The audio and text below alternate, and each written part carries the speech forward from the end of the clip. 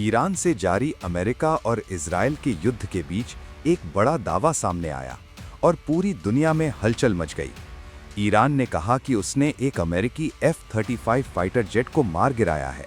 ये खबर आते ही दुनिया की नज़रें इस इलाके पर टिक गईं। हालांकि इसके साथ ही कई तरह की बातें भी सामने आईं, जिनमें सबसे बड़ी चर्चा पायलट को लेकर रही। शुरुआती रिपोर्ट्स में कहा गया कि जेट का पायलट ईरान की हिरासत में है। बताया गया कि विमान गिरने से पहले पायलट ने पैराशूट के जरिए कूदकर अपनी जान बचाई और वो ईरान की जमीन पर उतरा। यही वजह थी कि ये खबर और ज्यादा सनसनीखेज बन गई। लेकिन कुछ ही समय बाद ईरान ने साफ किया कि उसने पायलट को हिरासत में नहीं लिया है। इस बयान ने मामले को और उलझा दिया और सवाल बढ़ गए कि आखिर सच्चाई क्या है। इस पूरे घटनाक्रम के बीच अमेरिका भी सक्रिय हो गया। अपने पायलट की तलाश के लिए उसने तुरंत सर्च ऑपरेशन शुरू किया। ये ऑपरेशन ईरान के कोह गिल्लुयेह और बोयर अहमद इलाके में चलाया गया। इसमें ब्लैक हॉक हेलीकॉप्टर और C-130 हर्क्यूलिस जैसे बड़े सैन्य विमान लगाए गए। ये दिखाता है कि अमेरिका इस मामले को कितनी गंभीरता से ले रहा है। ईरान की तरफ से इस घटना के बाद एक सख्त चेतावनी भी दी गई।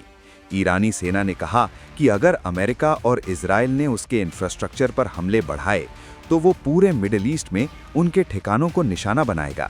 सेना के प्रवक्ता इब्राहिम जुल्फागरी ने साफ शब्दों में कहा कि अगर उनके पुल, बिजली घर या ऊर्जा ढांचे को नुकसान पहुंचाया गया तो जवाब और ज्यादा बड़ा होगा।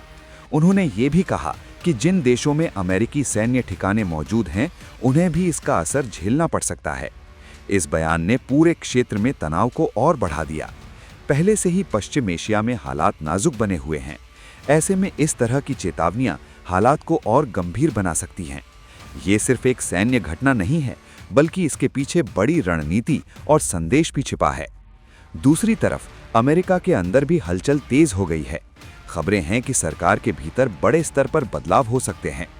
अटॉर्नी जनरल पैम बॉन्डी को हटाए जाने के बाद अब और अधिकारियों पर खतरा मंडरा रहा है।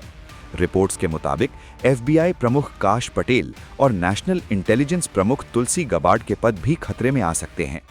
इसके अलावा रक्षा मंत्री पीट हेग्सेथ ने army chief general Randy George को तुरंत रिटायर होने का आदेश दिया है। ये फैसला भी अचानक आया और इससे ये संकेत मिला कि प्रशासन के अंदर बड़े स्तर पर फेरबदल की तैयारी चल रही है। व्हाइट हाउस से जुड़े सूत्रों का कहना है कि आर्मी सेक्रेटरी डैनियल ड्रिस्कल और लेबर सेक्रेटरी लोरी चावेज डी रेमर जैसे नाम भी चर्चा में हैं। इन सब घटनाओं को जोड़कर देखा जाए तो ये साफ होता है कि हालात सिर्फ मैदान तक सीमित नहीं हैं। एक तरफ आसमान में टकराव की खबरें हैं तो दूसरी तरफ सप्ताह के गलियारों में भी हलचल है। ईरान का ये दावा कि उसने अमेरिकी फाइटर जेट को गिराया अपने आप में एक बड़ा संदेश है।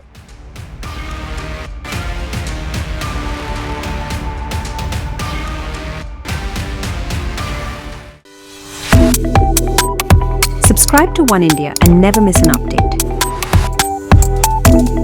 Download the One India app now.